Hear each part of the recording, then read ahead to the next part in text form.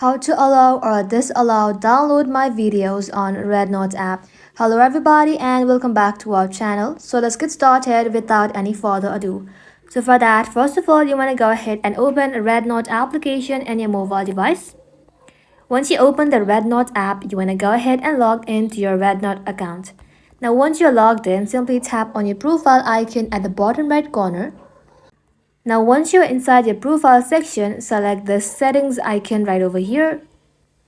Now once you're inside the settings, go ahead and tap on privacy settings. Now inside the privacy settings, you'll find interactions, and under interaction, you'll then be able to find allow downloading all my videos.